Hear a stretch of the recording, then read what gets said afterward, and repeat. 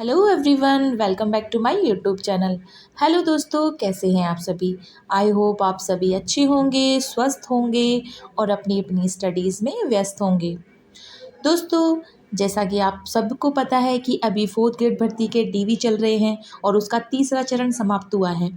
तो दोस्तों, आज हम बात करने वाले हैं फोर्थ ग्रेड भर्ती की कुछ न्यू अपडेट्स की। जैसा कि आप सभी को पता है कि अभी इसका डीवी का तीसरा चरण समाप्त हो चुका है। 23 मार्च से 25 मार्च तक इसके डीवी हुए थे। अलग अलग संभाग में इसके डीवी हुए हैं।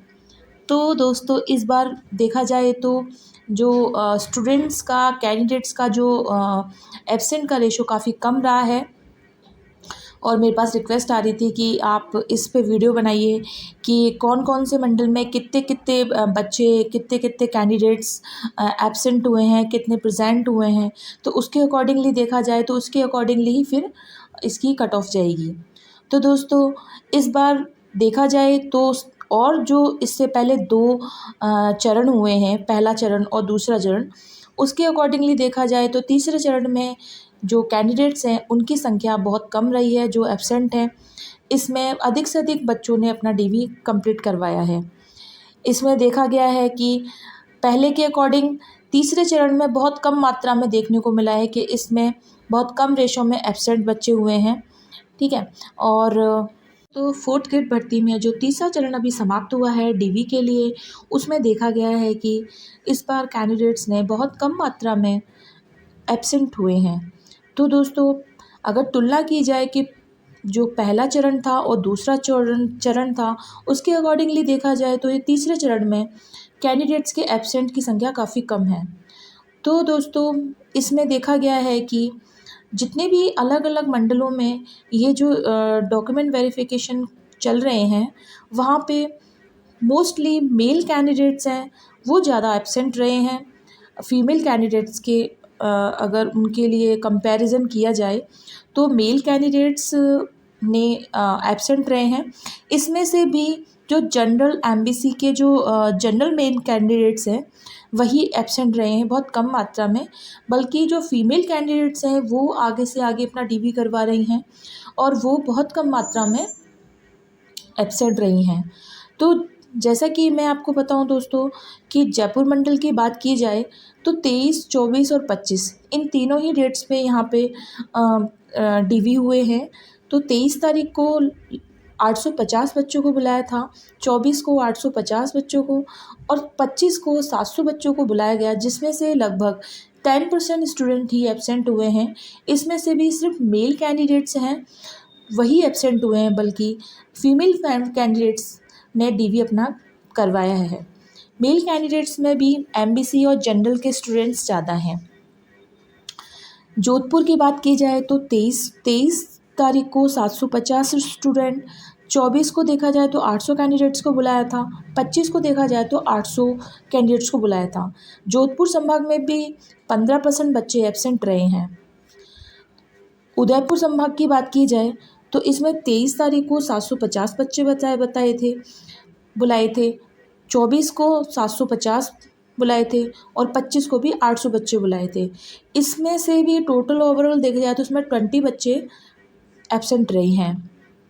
कोटा संभाग की बात की जाए तो 23 को 750, 24 को 700 और 25 को 850 कैंडिडेट को डीवी के लिए बुलाया गया था, जिसमें कि लगभग 12% के अकॉर्डिंगली बच्चे एब्सेंट रहे हैं।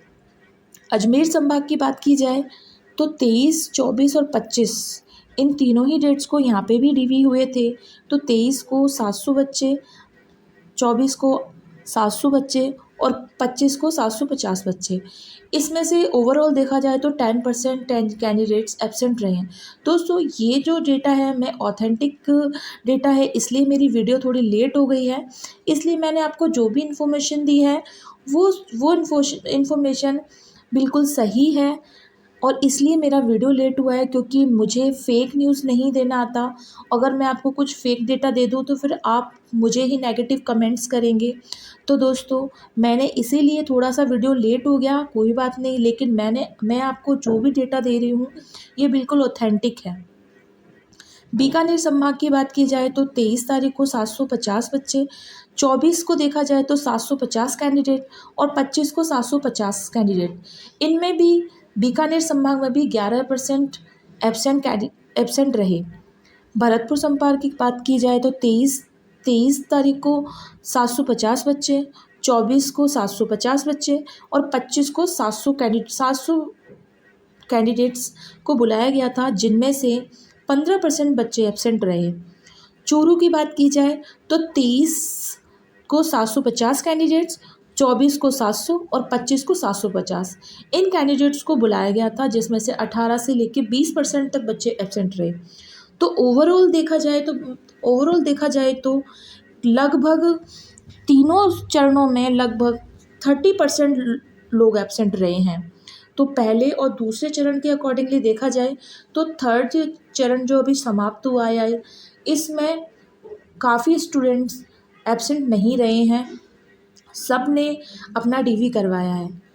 तो दोस्तों, ये आज का डेटा है जो मैंने आपके सामने रखा है। आप इसको जब फाइनल जो इसकी कट ऑफ आए तब भी आप चेक कर सकते हैं। तो दोस्तों फाइनली मैं आपसे यही कहना चाहूँगी कि जिन भी स्टूडेंट्स के कट ऑफ से 5 से 6 नंबर अगर उनके ज़्यादा आ रहे हैं तो वो इस एक भर्ती के पीछे ना रहें, और भी 2026 में जो अभी लेटेस्ट जो भी उनकी वैकेंसीज़ में उन्होंने फॉर्म फिल किए हैं वो उनकी तैयारी करें, क्योंकि कंपटीशन बहुत हार्ड होने वाला है। और जिन बच्चों का 10 से 12 नंबर एक्स्ट्रा है तो वो अपना डीवी ज़रूर करवाएं। तो दोस्तों, आपको मेरी वीडियो थोड़ी सी भी इन्फॉर्मेटिव लगी हो तो आप मेरी इस वीडियो को प्लीज़ लाइक कीजिए, मेरे चैनल को सब्सक्राइब कीजिए, और आपका एक लाइक और सब्सक्राइब मुझे मोटिवेशन देता है। तो थैंक यू सो मच, आपने अपना कीमती टाइम दिया और मुझे ऐसे ही सपोर्ट करते रहिए। Thank you so much.